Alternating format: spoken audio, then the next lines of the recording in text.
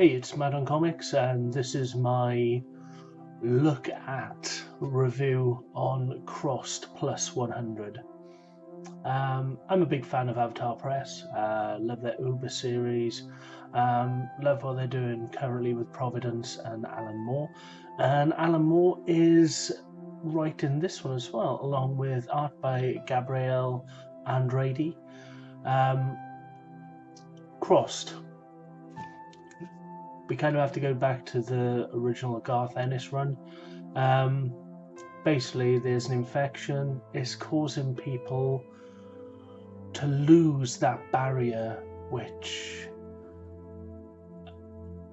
makes them act in their own interest and for humanity. It's kind of, it's not even a psychopathic kind of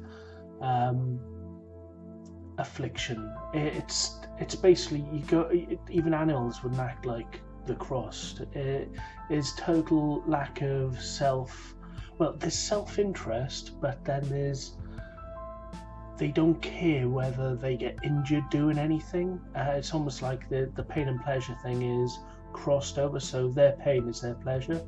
So that is really messed up. And it's also a ability to work in groups, just as long as the self-interest of that each individual person is served. It's a really strange and most fucked up kind of virus plague, which is 10 times more scary than anything that comes from zombies or anything. With that, you've just got mindless, brains kind of thing. They're slow, sometimes they're fast, but there's no malice behind it. There's not a single bit of malice, even with 28 days later, there's just rage behind it. There's no malice. With the Crossed, it's pure malice, and it's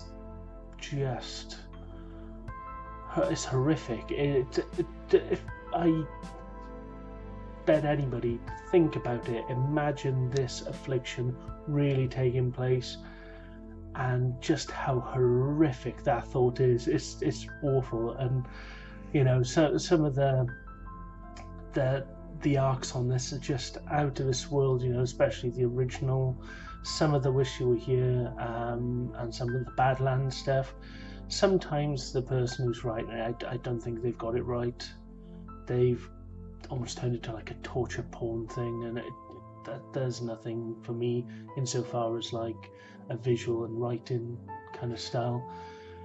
Where you had Garth Ennis doing it, from like the Zero Patient one, and he's done the original arcs, and I think his view of it's been the best so far. And Alan Moore's come in and he's basically done it 100 years after the original Crossed violence and epidemic, and there's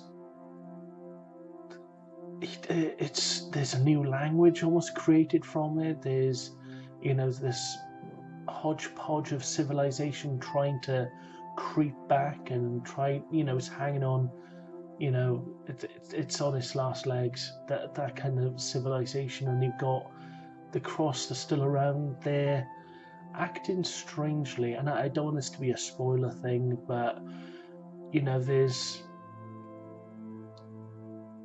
animals added into it the most strangely upsetting aspect of it so far after the initial Garth Ennis stuff.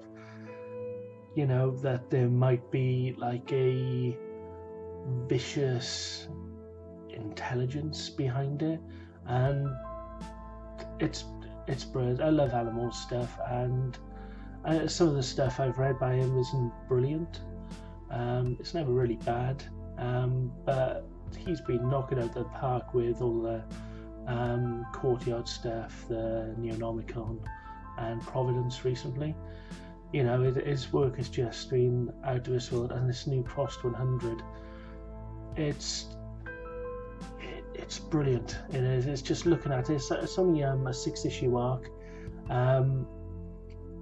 and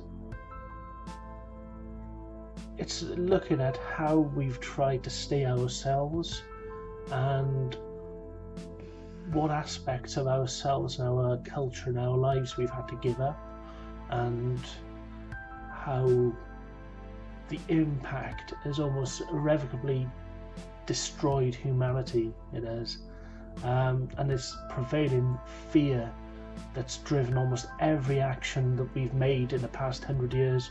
This fear, and we've known in past history, fear tends to not make for the best, reason for decisions. And in this, it's, wow, man, it is brilliant.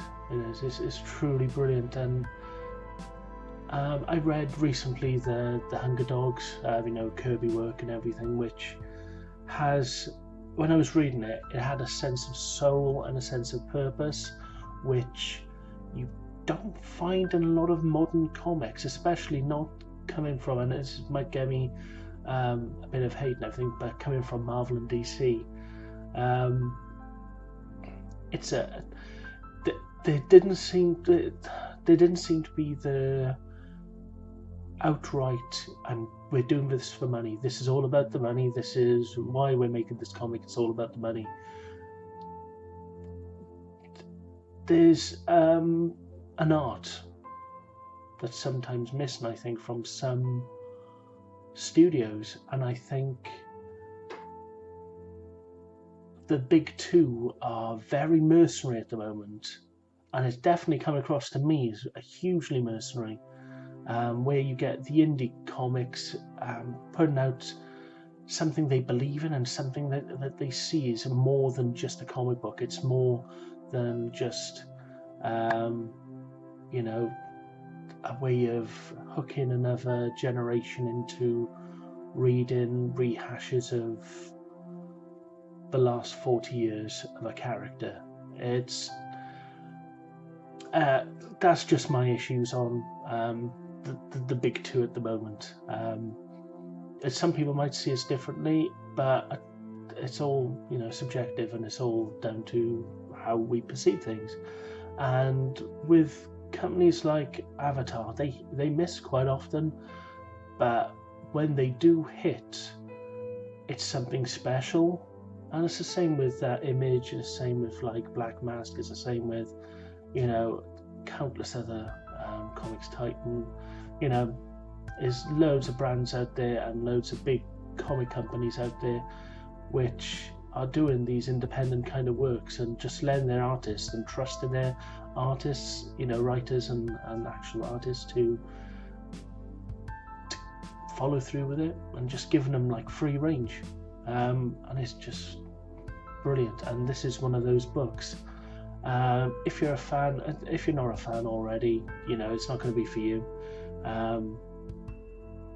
But if you're a fan of the original stuff and the really good arcs which have appeared in Crossed, you will love this one.